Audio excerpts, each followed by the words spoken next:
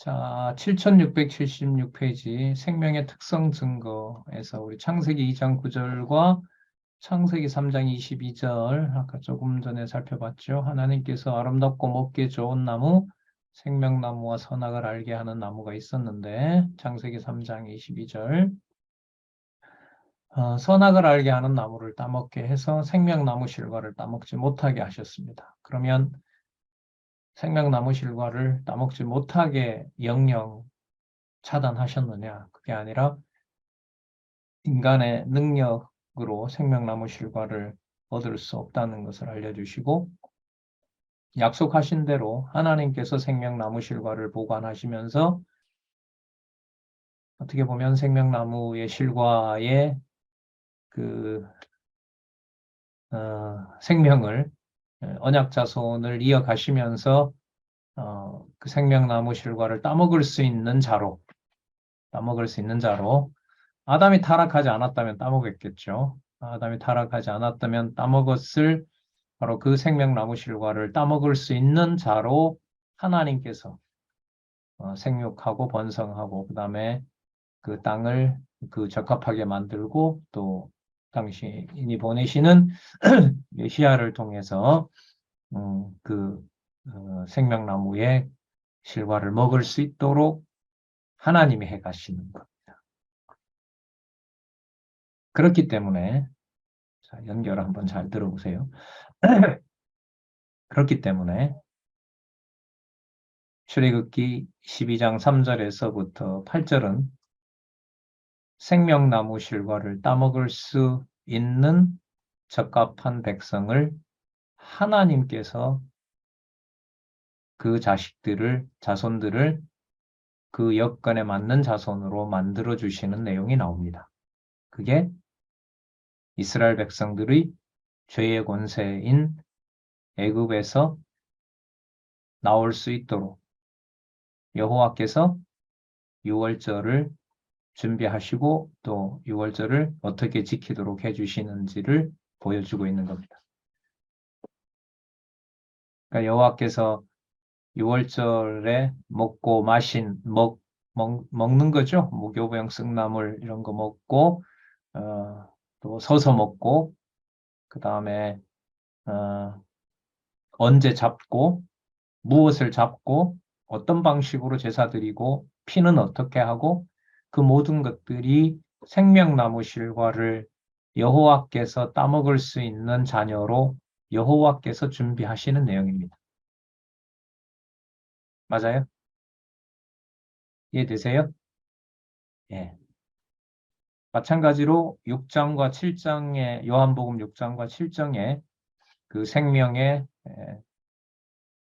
양식이 바로 떡과 그 다음에 생수로 설명을 해주시는 겁니다. 그럼 이게 무엇에 원천을 두고 있을까요? 생명나무 실과에. 그리고 또 앞으로 먹을 무엇에? 생명나무 실과에. 네, 그렇게 되는 겁니다. 그럼 여러분과 저희들이 진리의 말씀을 배워나가는 것이 이스라엘 백성들이 유월절 행사를 여호와의 명대로 지킨 것과 그것으로 여호와를 섬기는 것과 우리가 진리의 말씀을 듣고 이방인으로서 각자 주신 여건에서 그 상황에서 하나님의 거룩한 백성으로 하나님께서 양육해 가시는 것과 관계가 밀접하다. 이렇게 이제 결론을 내릴 수가 있겠죠. 진리의 말씀을 따라가는 과정이 생명나무 실과에 대한 소망을 확증하는 것이라고 보시면 될 것 같습니다. 자, 그 다음 7677에 가시면 6장 생명의 떡을 알게 함 이렇게 나오죠.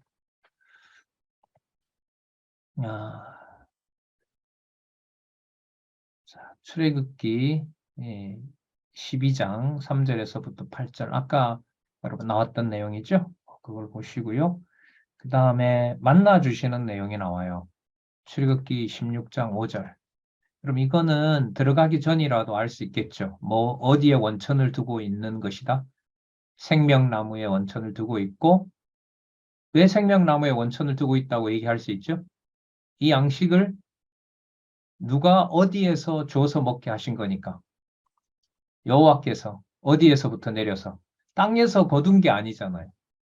어디에서부터? 하늘에서 우리에게 주신 약속. 그러니까 양식. 16장 15절 끝에 보면 여호와께서 너희에게 주어 먹게 하신 양식. 아, 정확하죠. 그럼 여기에다가 여호와께서 너희에게 주어 먹게 하신 양식이 생명나무라고 딱 넣으면 딱 맞아요. 왜냐하면 그 생명나무는 우리가 지금 노력해서 먹을 수 있어요, 없어요? 없잖아요. 그리고 이스라엘 백성들이 농사를 열심히 지어야 만나가 내려와요? 아니죠. 오직 누가 어디에서 주시는 거죠? 하나님께서 하늘에서 주시는 거예요. 여러분, 그게 내주하신 성령께서 여러분들과 저에게 어떤 부분을 보더라도 거침없이 생명의 양식, 하늘에서 성령 감동으로 기록된 하늘에 속한 생명의 말씀으로 성경을 받는 것과 연결이 될까요? 안 될까요? 이런 혜택을 누리는 사람이 많을까요? 적을까요? 매우 적습니다. 매우 적어요. 이스라엘 천만에게 하늘의 양식을 드렸다는 게 당시 인구로 보면 소수죠. 소수 선택한 백성들입니다. 그래서 답이 여기 딱 선명하게 나와요. 참 놀랍죠. 하늘에 속한 생명의 양식과 관련해서 생명나무 창세기에 나오는 게 출애굽기에 무엇으로? 여호와께서 너희에게 주어 먹게 하시는 하늘로부터 온 양식. 이건 바로 생명나무죠. 나중에 요한계시록에 가면 어디에서 내려오죠? 만나가 하늘에서 내려온 것처럼 새 하늘과 새 땅이 새 예루살렘이 어디에서 내려와요? 하늘에서 내려오잖아. 더 이상 참 이렇게 머리가 선명한 게 하나님께서 이제 생명나무의 비밀을 알게 하시는 과정이라고 봐요. 또 그래서 보고 싶은 거죠. 아, 이게 이거였어. 이렇게. 자, 민수기 11장 7절에서부터 9절을 더 설명을 상세하게 합니다. 만나에 대해서 가시가타하고 얘기를 하고요. 분명히 이제 물질이에요, 여러분.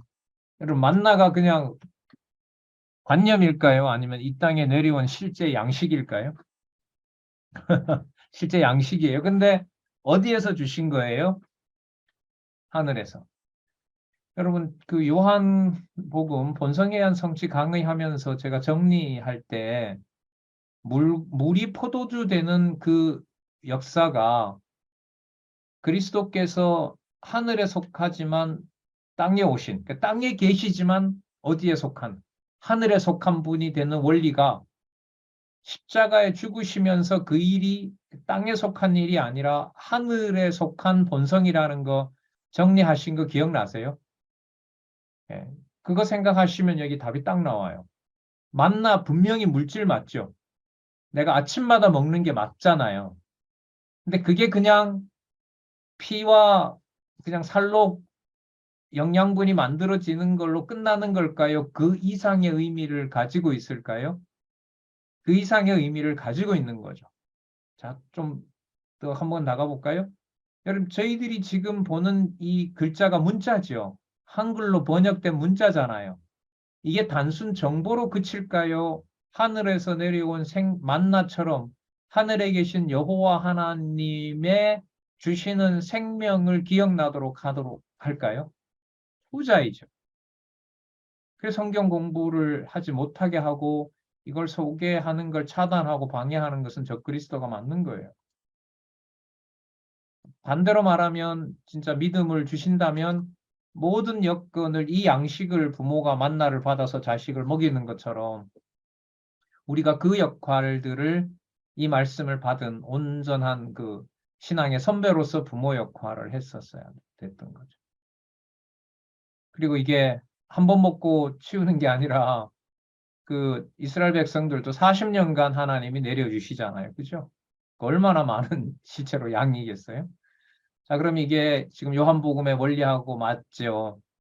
물은 물이고 포도주는 포도주지만 하늘에 속한 그리스도에게는 물이 뭐가 될 수 있는 거예요? 포도주가 될 수 있는 것처럼 하늘에서 내려온 만나가 물질이지만 그게 어디에 있는 생명과를 먹는 것하고 연관이 된다?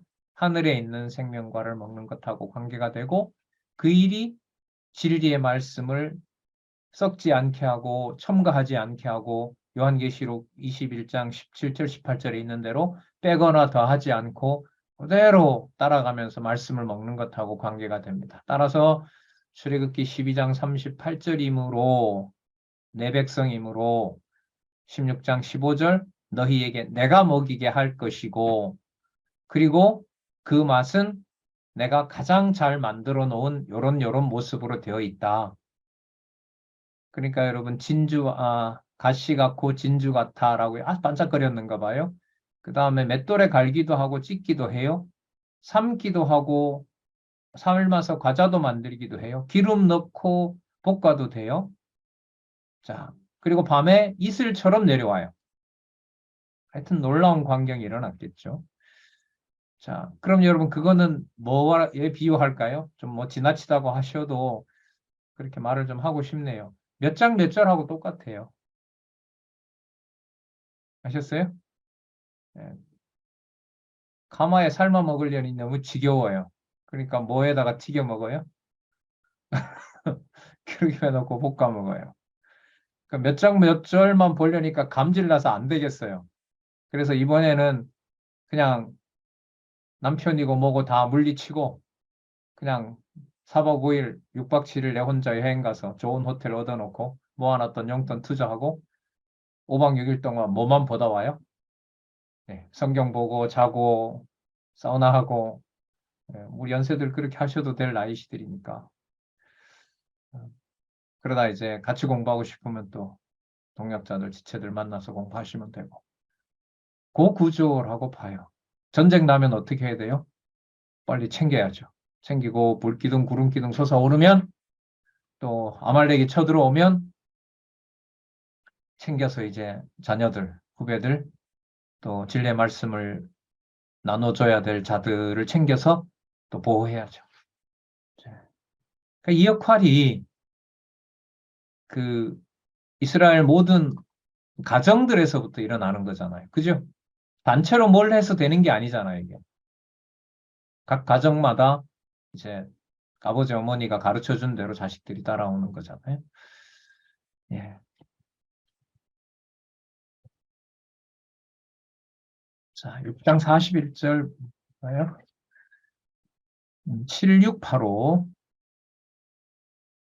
76 떡의 능력을 알게 함. 자, 출애굽기 12장 3절에서부터 7686이죠? 예. 7686. 출애굽기 12장 3절에서부터 4절. 자, 우리 확인했습니다. 어떻게 6월절을 지켜야 되는지 양식 다 알려줬습니다. 출애굽기 16장 5절. 자, 이게 떡의 능력을 알게 하는 걸 염두에 두시고 한번 보자고요. 16장 5절이네요. 16장 5절. 이스라엘 자손이 보고 그것이 무엇인지 알지 못하여 서로 이르되 이것이 무엇이냐 하니 모세가 그들에게 이르시되 이는 여호와께서 너희에게 주어 먹게 하신 양식이다. 자, 확인하고요. 다음 여기는 민수기 이것도 했죠. 민수기 11장 7절에서부터 9절까지 그 먹는 방식까지. 그러니까 이게 뭐하고 똑같을까요? 만나 내려서 만나를 먹으면서 물론 이제 광야 생활 중에서도 유월절을 지키긴 하지만은 무엇이 계속 생각날까요? 출애굽할 때 어디에서 마지막 날에 했던 행사. 그렇죠. 애굽에서 했던 마지막 행사가 계속 생각나는 거죠. 그럼 이게 2000년 전에 우리를 위해서 하나님 자녀임을 창세전에 정한 자녀임을 확증해주고 성령을 보내셔서 우리에게 기억나게 하는 무슨 사건일까요? 2000년 전 그리스도의 사건이시라고 보시면 되죠. 예. 그 사건을 우리는 이제 말씀을 통해서 접하고 있는 거고요. 이건 똑같죠? 네, 그렇죠. 그 다음에 7장 생명의 주임을 증거한 부분 볼게요. 생수의 주를 알게 함. 자, 7장 10절에서부터 53절까지. 자, 7694죠. 7694. 자, 9호죠. 페이지로 보면 9호. 네. 창세기 2장 10절. 강이 에덴에서 발원하여 동산을 적시고 거기서부터 갈라져 네 근원이 되었다. 이렇게 나오는데 여러분 이 에덴은 하나님이 누구에게 주신 거죠? 아담에게 주신 에덴입니다. 아담에게 주신 그 에덴에서 발원하여 동산을 적시고 거기서 갈라져 네 근원이 되었다. 그러니까 아담이 관리해야 되는 곳입니다. 바로 그 어, 곳이 에덴에서 발원한다는 거죠. 그러니까 아담이 살고 있는 거기에서. 자, 그다음 창세기 26장 18절. 그 아비 아브라함 때 팠던 우물들을 다시 팠으니 이는 아브라함 죽은 후에 블레셋 사람이 그 우물을 메웠습니다. 이삭이 그 우물들의 이름을 그 아비의 부르던 이름으로 불렀더라. 창세기 26장 18절은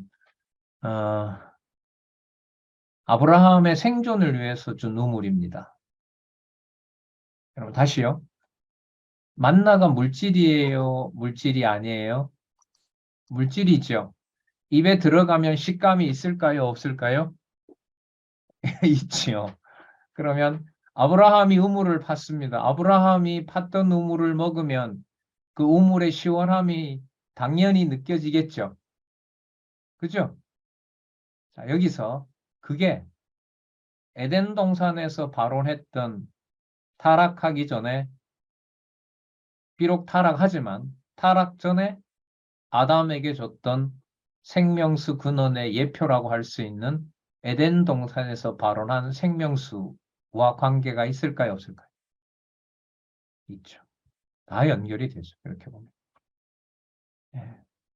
그러니까 이제 환경 보호론자들의 운동, 뭐 우리도 하지요. 뭐 저도 그 쓰레기 분리 이런 거 중요하다고 이제 생각을 하는 사람인데 이제 그 성경의 어떤 관점에서 봤을 때는 그 환경 오염을 통해서 이 지구 생태계가 파괴되는 그것이 저주 아래 두는 하나님의 섭리가 택한 백성을 다 몰살시키려고 하는 것이 아니라 노아 시대처럼 그렇게 엄격하게 뭐도 하시냐면 심판도 하시는 거죠. 그러나 언약 자손들을 포기하세요. 계속 보호하세요. 보호하시죠. 그러니까 이게 여러분 뭐 환경 보호를 하지 말라 이런 말이 안 해도 된다 이런 말이 아닌 거예요. 그러니까 이 지구의 어떤 생태계를 우리가 귀하게 여기는 것은 뭡니까? 엄마 아빠 입장에서는 잘 몸 관리를 잘해야 생육하고 번성하는 것이 이루어지니까요. 우리나라가 세계에서 가장 빨리 없어질 나라랍니다. 출산율 때문에. 우리나라 올해 출산율이 얼마냐면 0.75입니다. 한 명도 안 돼요. 그러니까 두 사람 중에 한 사람도 못 낳는 나라가 우리나라라고 합니다. 근데 여러 원인이 있는데 지난주 금요일 날 학회에 갔다 왔는데 그 아기를 만드는 씨앗이 있잖아요. 그 남자들로부터 나오잖아요. 근데 그 숫자가요. 저도 좀 놀랐는데 반밖에 안 된답니다. 과거의 성인에 비해서. 그러니까 누가 나올 수가 없는 구조예요. 튼튼한 아이가 나올 수가 없는 거예요. 그리고 환경 오염으로 이제 그 씨를 받아서 그 이렇게 잉태해야 될 엄마들의 나이가 점점 어떻게 되면 많아지잖아요. 그러다 보니까 여러분 아시는 것처럼 요즘 딸들이 임신했을 때 가서 가장 먼저 검사하는 거 무슨 검사하죠? 착상이 딱 되면 기형아 검사예요. 기형아 검사예요. 어떤 그 여자 목사님이 나와서 이제 자기 경험을 얘기하는데 기형아 검사를 하자고 하더래요. 병원에서. 이제 근데 그 교회 목사님이 이렇게 질문을 하더래요. 본인 보고. 그 당시는 이제 목사가 아니었는데 무슨 성도님 기형하면 안 나으실 겁니까? 이렇게 묻더래요. 그래서 안 할랍니다. 기형아 검사자 안 하겠습니다. 그렇게 자기는 이제 결정을 했다고 그렇게 얘기를 하더라고요. 자, 무슨 말씀이냐면 에덴 동산에서 타락 전 에덴 동산에서 발원했던 그 깨끗한 생수, 그리고 나중에 요한계시록에 나오는 1년 내내 과일이 열리는 뭐예요? 생명수 강가. 그게 그거잖아요, 사실. 그거거든요. 그 다음에 아브라함이 팠던 우물로부터 가족과 가축들이 다 생존할 수 있게 한 거. 자, 지금 요한복음 7장에서 생수의 주인 그리스도께서 전하시고 기록하게 해서 우리가 보고 있는 지금 이 문자, 내 눈에 들어오는 이 문자. 그 모든 것의 본질은 어디에 속한 것이다? 하늘에 속한 것이라는 거죠. 이게 이제 생명의 주임을 증거하는 것입니다. 그러면 창세기 2장 10절이므로 창세기 2장 26장 18절이고 그러므로 그것이 요한복음 7장의 생명의 주임을 증거하는 것이다. 이렇게 논리적으로 연관이 되는 거죠. 그럼 여러분 7장을 공부해 갈 때 창세기 2장 10절 에덴에서 발원한 생수, 그 다음에 아브라함이 우물을 팠던 생수의 연결을 통해서 예수 그리스도가 이루시는 것을 보는 것과 그렇지 않고 보는 것의 차이가 적을까요? 많을까요? 많습니다. 왜냐하면 예수님께서 가르치시는 그 말씀의 그 내용이 예수님이 만든 것이 아니라 예수님 본인도 얘기했던 것처럼 영생이 어디에 기록되어 있으니까? 구약에 기록이 되어 있으니까. 구약의 말씀을 그대로 풀어주심으로 당신이 구약에 언약했던 누구이다. 메시아이다. 하늘로부터 오신 분이다. 너무 정확한 거죠. 예. 이게 여러분 만약에 이 어떤 성경 개론의 구조나 성경 본문의 어떤 상세한 내용을 배제해버리고 이런 어떤 내용들을 물질과 정신을 막 엮어가지고 혼돈스럽게 하면은요, 이게 여러분 이른바 그, 그, 모형론적이거나 혹은 은유 방식의 그 성경 해석 풀이가 돼버려요. 그럼 이게 희한하게 갑니다. 그러니까 그 비유를 다 그 어떤 상징으로 놓고 해석을 해버리고 이러면은 이제 혼돈스러워지는 거죠. 그러니까 예를 들면 이런 거죠. 666이 뭘 의미하는 걸까? 누굴까? 그 대상이 뭘까? 이렇게 가버리는 거예요. 예. 그래서 성경 개론 구조를 바탕으로 구약의 이 근거 구절의 논리적 순서. 그 논리적 순서가 잘 따라왔다는 것은 뭐가 어디를 읽을 때 이게 도움이 돼야 돼요? 그 밑에 있는 본문을 읽을 때. 제가 연결을 안내해 드린 것이 창세기 2장 10절에서부터 창세기 2장 26장 18절에 그러므로라는 연결이 만들어지고 요한복음 7장 10절에서부터 53절을 읽을 때, 아까 그 근거 구절이 맞구나.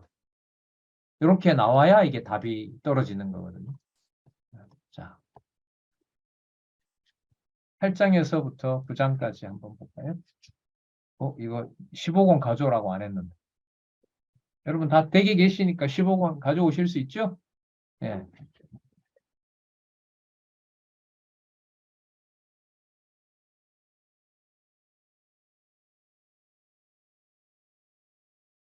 자, 알겠습니다.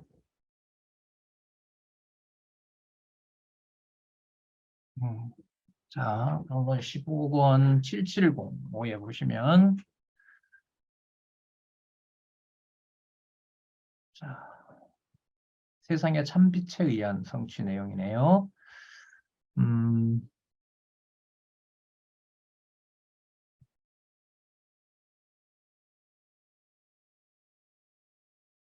창세기 1장 1절에서부터 3절.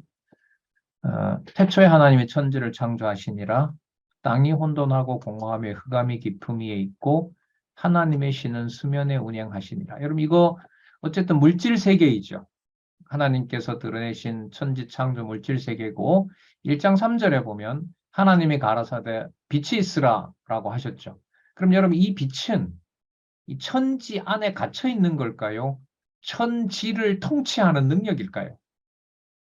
그렇죠. 그럼 이렇게 물을 수 있는 거예요. 물이 포도주로 변하는 것은 그 안에 누구의 능력이 임하기 때문에 그렇죠. 하나님의 능력이 임하기 때문에 그렇죠. 땅이 혼돈스럽고 공허하고 흑암이 깊이를 모를 만큼 그렇게 깊은 거. 그럼 저는 이 경험을 하면 굉장히 빨리 떠올라요. 뭐가 떠오르냐면 그 뭐 좀 쓸데없는 얘기가 될 수도 있겠는데 제 경험으로 보면 그 시골에 자랄 때 이제 홍수가 나면 아니 여름에 이럴 때 좀 어두컴컴할 때 이제 예, 냇가에 그 이제 목욕하러 간단 말이죠. 혼자 갈 때가 있어요. 그리고 이제 물이 좀 깊은데 가요. 그러면 수경을 쓰고 가잖아요. 아니면 이제 뭐 그 당시 안경을 안 썼으니까 이렇게 깊은데 가면 위에서 보면 그 물 밑바닥이 보일까요? 안 보일까요? 안 보여요. 굉장히 무서워요, 그게. 이 깊이가 보이지 않으면서도 시커매지는 어떤 그 순간에 마치 뭐가 튀어나올 것 같고 그래서 이제 혼자 못 탈 때도 있었는데요. 그 어린 나이에 그런 이제 경험이 있었는데 무적행이라 그러죠, 여러분. 혼돈하고 공허한데 흑암이 깊이가 없는 거예요. 그 무적행이라는 말이 뭐냐면 바닥이 없는 갱도라는 거거든요. 그러니까 그 어떤 세계에 정체가 드러나는 거죠. 무엇을 비추니까? 빛을 비치니까. 타락하고 사단이 지배하는 세계에 속하는 물이지만, 항아리의 물이지만, 타락한 세계에 있는 거지만, 거기에 뭐가 비침으로? 그리스도의 능력이 임함으로 그게 뭐가 돼요? 예, 형질 변화가 일어나는 거죠. 그게 여러분, 본성에 의한 성취, 요한복음에 있어서 매우 중요한 원리입니다. 그리스도께서는 그러면 죄인이고 다 배신하고 하는 제자들이지만 성령이 임했을 때는 그 자들을 누구로? 빛의 자녀로 바꿔놓으시는 거죠. 자, 물론 창세전에 근거로 두고 그 다음에 사무엘하 23장 4절 저는 돋는 해 아침 같고 구름 없는 아침 같고 비후의 광선으로 땅에 우미 돋는 새 풀 같으시다 하더라. 자, 사무엘하 23장 4절 기름 부음 받은 자에 대해서 사무엘 하에 여기 설명을 보면 다윗으로 기름 부음 받은 자를 향해 돋는 해 아침빛 같다고 예언하도록 섭리하셨다. 그러니까 다윗의 이러한 찬양이 장차 오실 그리스도에 대한 예표인 거죠. 그럼 여러분 이 사무엘 하에 이게 사무엘 끝날 무렵인데 다윗이 이런 노래를 부른 것은 자신의 왕국이 자신이 통치하는 나라가 아니라 그 이스라엘 국가의 그 원천은 그야말로 광선은 누구로부터 온다? 하나님으로부터 온다는 것을 이제 여기서 노래하고 있는 거죠. 자, 역사서, 자, 창세기, 그 다음에 역사서의 그 끝부분에 해당하는 사무엘하, 열왕기 상하에 가서 망하니까요. 그 다음에 이사야 42장 6절, 나 여호와가 의로 너를 불렀은즉, 여러분 이 42장 정도면 고레스 예언이 되는 데입니다. 염두에 두셔야겠죠? 나 여호와가 의로 너를 불렀은즉, 내가 내 손을 잡아 너를 보호하며 너를 세워 백성의 언약과 어디에 빛이 된다? 택한 백성의 언약과 어디에 빛? 이방의 빛이 되게 한다. 그럼 벌써 이방까지 넘어왔죠. 그리고 창세기 1장에 나타난 아담과 맺은 언약이 이사야에 와서 자손의 범위가 누구를 벗어난다? 이스라엘 백성, 유대 백성을 벗어나서 이방에 또 자녀가 있음을 알려주시는 거고 49장 6절이 또 하나 나옵니다. 그가 가라사대 내가 나의 종이 되어 이제 고레스를 보고 얘기하는 거죠. 이 고레스 왕 자체가 여러분 유대 왕이에요, 이방 왕이에요? 이방 왕인 거죠. 이방 왕은요, 이방에 초점을 맞추기보다 이스라엘 유다 혈통으로 온 왕이 아니다라는 거예요. 무엇을 염두에 두면 이해가 되냐면 여러분 멜기세덱 대제사장이 히브리서의 설명에 의하면 레위 지파예요? 아니에요? 아니잖아요. 누구도 없고 아비도 없고 어디서 온 줄도 모르고 장차 누구랑 방불하고 하나님의 아들과 방불하고 그거 생각하시면 돼요. 그러니까 고레스는 이 땅에서 하나님이 준비해 놓으신 멜기세덱과 같은 왕이라고 보시면 돼요. 그러니까 하나님이 준비해 놓으신 거죠. 유다 백성을 통해서 혈통을 통해서 준비된 왕이 아니라. 그러면 볼까요? 그리스도의 몸으로 보면 누구의 혈통을 따라 났어요? 다윗의 혈통을 따라 나셨죠. 하지만 요한복음에 그가 오신 출처로 보면 그는 어디에 속한 분이에요? 하늘에 속한 분이죠. 멜기세덱 반차를 따르시는 하늘에 속한 분이라는 겁니다. 그럼 이 땅에 있는 상황이 이 땅에 있는 상황을 초월해서 하나님의 백성 삼으시는 사건이 8장과 9장에 나타난 바로 세상의 참빛의 증거의 중요한 부분이 되는 겁니다. 그러니까 이방인이 누구의 자녀가 되는 사건? 하나님의 자녀. 유대인과 차별이 없는 하나님의 자녀가 되는 사건입니다. 자, 49장 6절 한번 볼게요. 그가 가라사대 내가 나의 종이 되어 야곱의 지파를 일으키며 이방 왕이지만 이스라엘 중에 보존된 자들, 다 나옵니다. 이스라엘 전부가 아니에요. 이스라엘 중에 보존된 자를 돌아오게 할 것은 오히려 약한 일이다. 더 큰 일이 일어나는데 내가 너로 뭐의 빛을 삼아? 예, 이방의 빛을 삼아 나의 구원을 베풀어 어디까지? 땅끝까지. 사도행전 1장 8절 말씀이 이사야 49장 6절에 벌써 예고가 되네요. 그러면 예수께서 가시면서 말씀하신 사도행전 1장 8절은 예수님께서 임의로 얘기한 것이 아니라 어디에 내용을 이루는 것이다? 어디에 내용을 이루는 것이다? 고레스에게 약속했던 이사야 49장 약속을 그리스도께서 성취하시는 내용이다. 맞아요? 네. 성경 어쨌든 봐야 되겠죠? 이렇게 보면 이렇게 연결이 되는구나.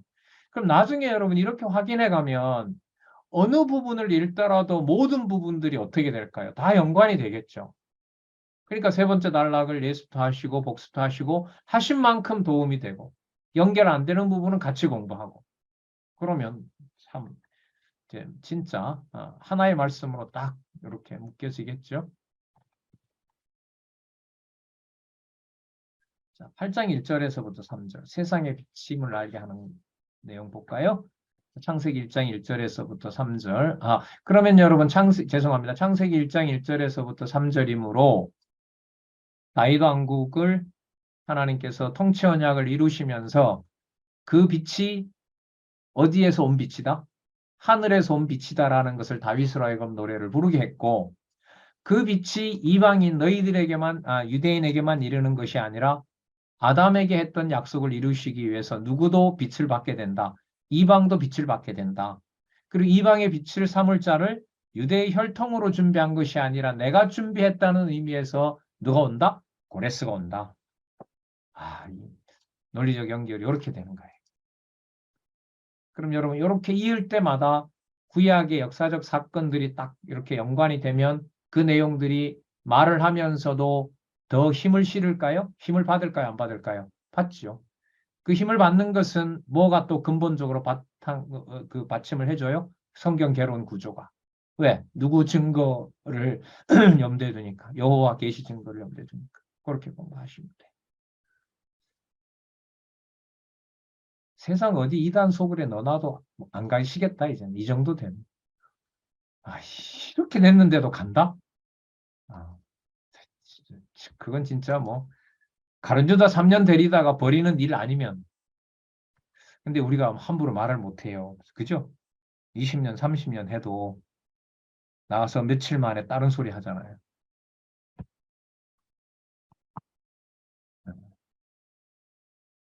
사람이 한 일로 보니까 8장 1절에서부터 30절 세상의 비침을 알게 함. 창세기 1장 1절에서부터 3절이므로 이건 바로 이제 가네요. 신약으로 바로 갑니다. 어두운 데서 빛이라 하시던 그 하나님께서 그러면 창세기 1장 1절에서부터 3절 요거 말씀하시는 거예요. 그걸 근거로 지금 바울 사도를 통해서 그 하나님께서 그다음 보시자고요. 그 빛이 무엇이었나? 예수 그리스도의 얼굴에 있는 하나님의 영광을 아는 빛 이렇게 나오네요. 예수 그리스도의 얼굴에 있는 예수님께서 뭐라 그러시냐 하면 나를 본 자는 누구를 봤다? 아버지를 봤다. 그러니까 육신의 얼굴을 보는데 그 그리스도와 눈빛을 마주하는 그 순간에 그리스도는 그 백성이 예를 들면 사마리아 그 여인이 혼돈하고 흑암이 깊음 위에 있는 곳의 정체가 드러나는 것처럼 빛의 능력으로 하나님의 영광을 아는 빛의 조명을 받는 사건으로 보는 거죠. 이게 여러분 저희들에게 온 진리의 말씀이라는 빛이죠. 예수 그리스도의 얼굴에 있는 하나님의 영광을 아는 빛. 굳이 요한복음 1장 8절, 요한복음 1장 14절, 요한복음 1장 하나님의 독생자가 어디에 나오죠? 18절. 요한복음 1장 14절, 요한복음 1장 18절 참조하시면 되겠습니다. 그 다음에 8장 31절에서부터 불신의 이유를 밝혀줍니다. 믿지 못하게 하니까요. 믿지 않는 것을 밝혀내심으로 생명의 참 빛임을 증가합니다. 빛의 능력이라고 보시면 돼요. 자, 믿을 수 없는 조건을 밝혀냅니다. 유대인들 그 내면에 있는 악성을 드러내는 거죠. 이사야 6장 9절 여호와께서 가라사대 이 백성에게 이르기를 너희가 듣기는 들어도 깨닫지 못할 것이요 보기는 보아도 알지 못하리라 이렇게 약속하셨다는 거죠. 그 다음에 예레미야 5장 21절 이게 전부 여러분 보세요. 이사야와 예레미야가 들어오면 우리는 벌써 감을 잡지요. 누구를 버리고 누구를 준비한다. 모형을 버리고 실체를 준비한다. 자, 버린다라는 건 심판이겠죠. 예레미야 5장 21절 우준하여 지각이 없으며 눈이 있어도 보지 못하며 귀가 있어도 듣지 못하는 백성이여 이를 들을지어다. 자, 하나님의 심판을 받으라 이 말인 거죠. 이거는 같은 말씀이라고 보시면 돼요. 하나님께서 듣지 못하게 하시는 역사, 심판의 역사, 빛의 능력 이렇게 하면 되시고요. 자, 7720 표적으로 세상 빛의 능력을 보이시는 겁니다. 여기 이제 표적을 많이 보여주시죠. 자, 이사야 29장 18절 먼저 그날에 귀머거리가 책의 말을 들을 것이요 어둡고 캄캄한 데서 소경의 눈이 볼 것이며 이게 이제 빛의 능력인 겁니다. 물질이로서 그리스도가 이 땅에 육의 몸을 가지고 오셨지만 그 육의 몸에 역사하는 바로 그 본성은 하늘에 속한 창조주이시라는 거죠. 자, 그래서 구원자이고 그래서 귀머거리와 소경의 눈을 보게 했다 이렇게 나옵니다. 그 다음에 이사야 35장 5절 그때 소경의 눈이 밝을 것이며 귀머거리의 귀가 열릴 것입니다. 두 번이나 29장과 35장에서 확인해 주고 있습니다. 자, 여러분 요한복음 본성에 의한 성취 오늘 이 구절에서 보시겠지만 지금 이 구조를 잘 보시면요. 창세기와 바로 어디가 연결이 돼요? 세상이 들어와야 되니까 어디가? 선지서가 바로 연결이 돼요. 이 구조의 특징을 아시겠죠? 선지서에 가서 누구의 틀을 벗어나야 돼요? 모형적인 유다의 틀을 벗어나야 되기 때문에 이 선지서의 구절들을 대거로 우리가 소개할 수 있죠. 여기서 이제 그 다른 선지서를 찾으셔도 돼요. 그러면 이제 이게 뭐가 되냐면 요한복음에 봤을 때 그 카운터를 해보면 요한복음의 근거 구절이 창세기와 예를 들면 선지서가 가장 많이 나오는 것이다. 이렇게 놓고 봤을 때는 그 내용이 이제 그 요한복음을 구약의 그런 부분을 근거해서 창세기부터 특히 이제 처음 부분인 창세기와 선지서 부분에 어떻게 보면 전체 그림이 그려지는 거죠. 그걸 바탕으로 물질적인 것을 얘기를 하는 거지만 만나가 물질이지만 어디에서 내려온 하늘에서 내려온 것이니까 이런 구조로 요한복음 본성에 의한 성취 부분이 본성에 의한 성취고 오신 그리스도 가시는 그리스도가 되는 거구나. 여러분 요걸 이렇게 딱 잡잖아요. 이게 특징이 선명해진 다음에 마태복음이나 마가복음이나 이제 누가복음의 그 근거 구절로 딱 들어가면 확연히 차이가 나요. 마태복음의 특징이 아까 마태복음에서 선지서까지의 연결이라 그랬잖아요. 선지서까지. 그걸 통해서 이게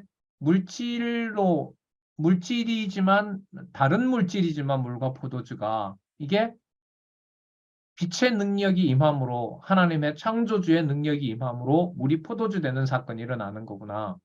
흙을 짓이겨서 하는 거지만 그게 능력이구나. 흙으로 빚었지만 생기를 불어넣어서 창조하시는 거구나. 그게 이렇게 연상이 되면서 그리스도가 육의 몸을 입고 이 땅에 왔지만 그분이 누구다? 하나님이다. 아, 그래서 그런 구절들이 요한복음의 근거가 되는구나. 본성이한 성취의 근거가 되는구나. 그 특징이 선명하면은요. 누가복음이나 마가복음이나 마태복음의 근거가 여긴 이렇게 되는 게 맞는 거구나. 그래서 마태, 마가, 누가, 요한은 늘 이제 강조 드리는 대로 그대로 놓고 봐야 되는 거구나. 이걸 함부로 막 섞으면 안 되는 거구나. 그러면 성경 권위가 확인이 되는 거예요. 이런 면에서는 시간이 남아 있는 거예요. 꽤 많이 남아 있는 거예요. 그 정도까지 가려면. 그게 이제 감각이 살아나면 이제 이런 방식이구나라고 보면 요한복음 다음에 이제 교회 설립이라든지 뭐 구절로 권으로 말하면 로마서에 가든 뭐 고린도전후서에 가든 뭐 유다서에 가든 요한계시록에 가든 각각의 권에 대한 주제가 다르기 때문에 아주 민감하잖아요. 여러분 로마서에 교회 승리라는 부분이 나와요, 안 나와요? 나옵니다. 나와요. 구절로 보면 나와요. 하지만 로마서 전체의 근거로 보면 요한계시록의 근거 구절하고는 다른 거죠. 여러분 로마서 요한계시록에도 의로운 백성이라는 구절이 있을까요, 없을까요? 그런 의미가 있죠. 왜 없겠습니까? 그걸 이제 막 섞어 놓으면 안 된다는 게 성경신학이에요. 그러니까 순서를 그대로 지키면서 기록하신 말씀의 큰 단위, 우리로 말하면 뭐 장, 권, 편, 장, 절, 그다음에 그렇게 묶어가면서 질서 있게 모아가도록 그렇게 지금 기록해 놓은 것이 말씀이다. 이렇게 보시면 돼요. 예, 5분 남아서요. 일단 여기까지 하도록 하고요. 일단 여러분 질문이나 좀 소감을 들으면 우리 서로 공부하는 데 좀 도움이 될 것 같아요. 예. 자, 우리 음소거 해주시고요. 질문 있으면 하시기 바랍니다.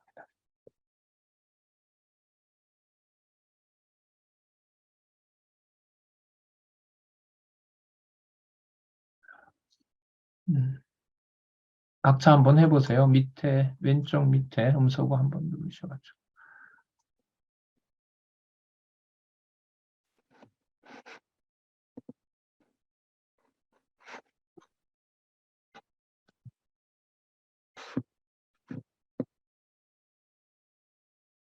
네. 그것도 이제 듣다 보니 뭐 그게 그거 같아요? 식상해요? 아니면 재밌어요?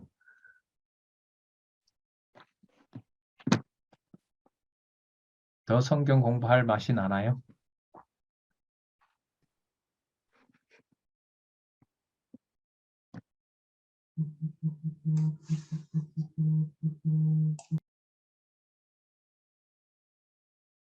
질문 없어요? 마칠까요? 네. 예. 김상장 집사님. 먼저 하신 분 있잖아요. 누구죠? 하세요. 누구? 아까 손 드시던데. 그래요? 김상 집사님 먼저 하십시오. 제가 할까요? 예. 아니, 지금 우리 심야반을 통해 가지고 세 번째 달러를 자꾸 하면 할수록 예.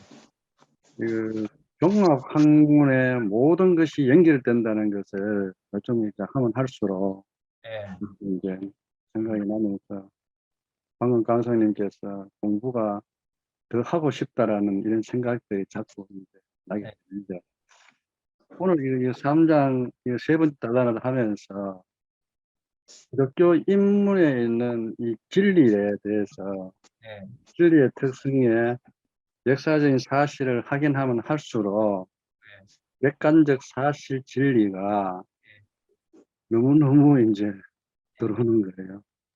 그러면서 절대적 진리와 영원한 진리의 이 두 번째 단란으로 올라가는 것이 이제 눈에 보이게 되고, 예.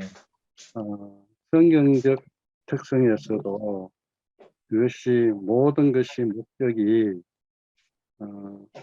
거리로 다 나가게 돼 있다 하는 걸 손을 보고 네, 네, 네.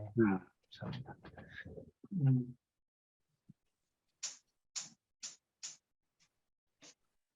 다른 분 말씀하십시오.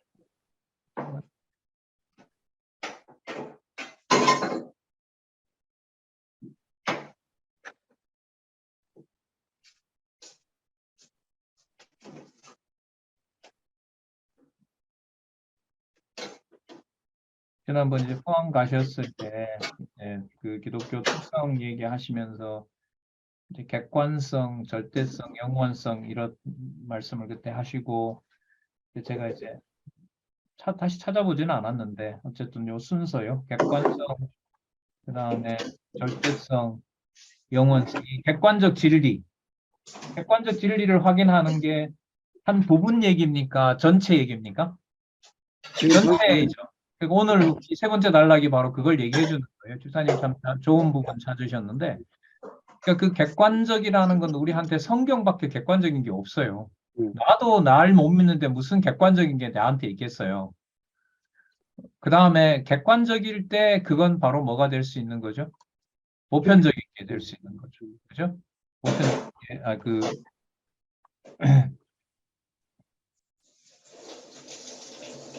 절대적인 게 될 수 있는 거죠. 절대적인 게.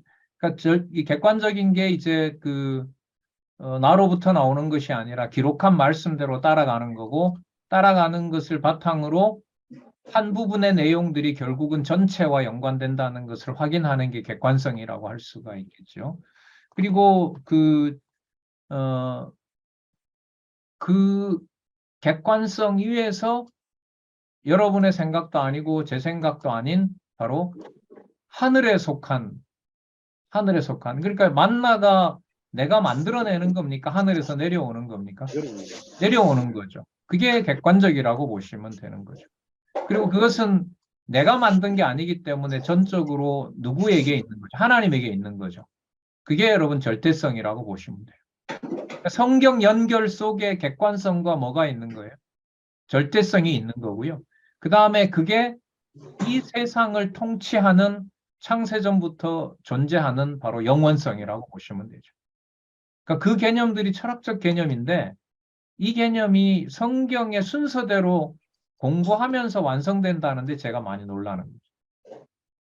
객관적인 건 누구의 객관성, 누구의 객관성이라고 하면 뭐 학위 논문이야 나오겠죠. 연구비야 나오겠지. 하지만은 이게 세상에서는 잘 쓰이지 않잖아요, 이게. 다 아는 핸드폰 목소리도 조작했다고 밀어가면 뭐 거짓말이 돼버리는 판에. 예?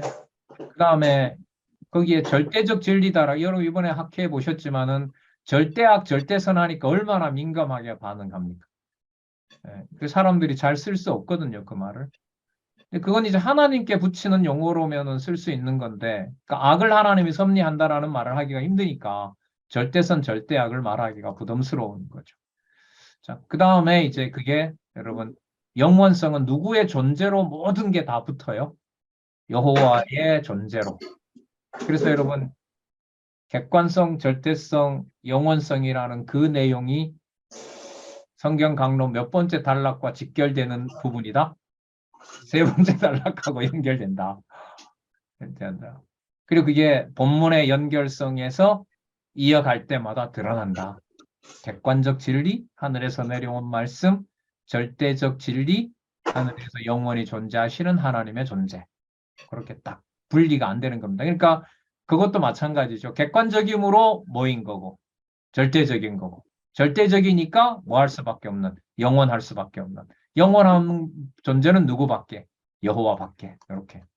이것을 이제 오늘 공부하면서 본문을 다 연결을 하니까 역사적인 사실을 확정해 주니까 그렇죠. 이게 이제 놀라운 거예요. 이거를 그렇죠. 요한복음의 본문 연결을 여러분 진짜 한번 해보세요.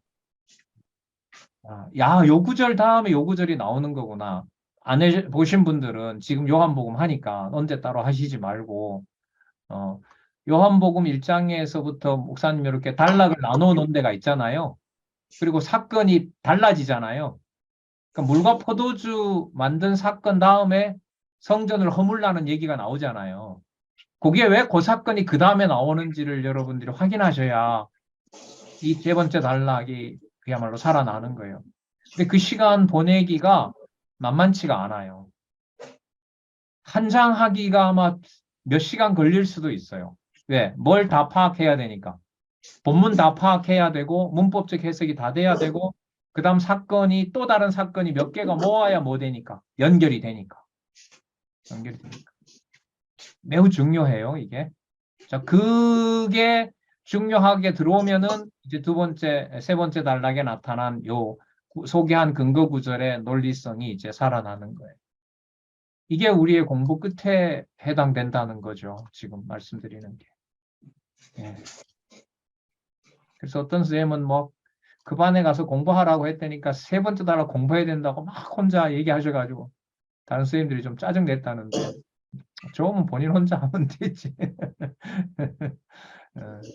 다 준비가 하나님께서 해주셔야 먹을 때도 먹고 하는 거죠. 어떻게 했습니까? 과거에 저도 그랬어요. 선생님들이 공부 안 하면 되게 안타깝고 막 어떨 때는 막 이상하게 잔소리가 돼버리고 이랬는데 요즘은 좀 그런 건 덜한 것 같아요. 예. 우리 심화반에 한 명이 있으면 수업을 제가 해야 될까요? 말아야 될까요? 해야죠. 예, 해야죠. 뭐 물어보나 마나인 거죠. 내 마음대로 우리 마음대로 그런 게 아닌 거죠. 한 사람 넣었으면 저는 좋죠. 뭐 하면 되니까. 내 혼자 확인하면 되니까. 얼마나 좋아요. 예.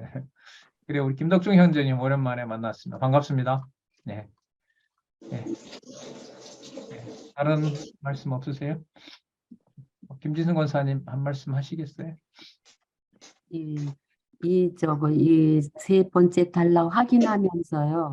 예. 이 줌의 공부방을 심화반이라고 음, 명칭하신 것이 너무나 이게 마음에 와 닿고, 예.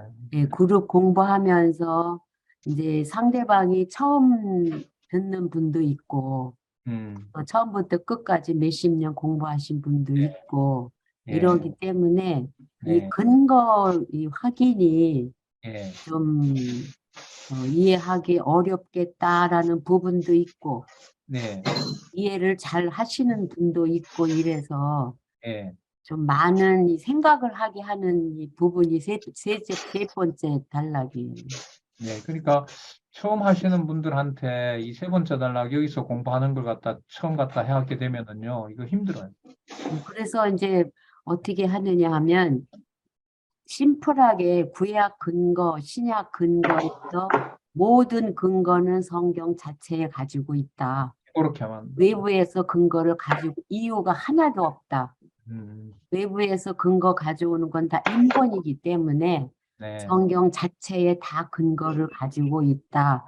이러는 거 정도에서 조금 더 나가지 이렇게 심화반 같이 하면 공부에 조금 예. 좀 탄력을 좀 덜 받을까. 진도도 속된 말로 진도도 안 나갑니다. 네, 이런 염려가 좀 가지면서 공부할 수밖에 없는 환경이에요. 제가 강의했던 어떻게 방법론으로 보면 미숙하고 좀 이제 뭐 이제 혹독하게 비판을 받지요. 사실 제가 받는 이유가 이걸 다 하려니까 몇 장 몇 줄을 읽어놓고 들어가는 구조에다가 바깥에 있는 영원한 언약에서부터 시작해서 구약의 근거까지 하려고 하니 마태복음 1장 1절 강의를 들으러 왔는데 1시간이 돼도 마태복음 1장 1절이 안 나오니 얼마나 화가 나고 짜증이 나겠어요. 네. 그럼 이거 어떻게 하지? 이렇게 중요한데 저로서는 좀 생각을 했고 변호사님 얘기하신 대로 아 이게 심하다. 여기서 공부를 하자.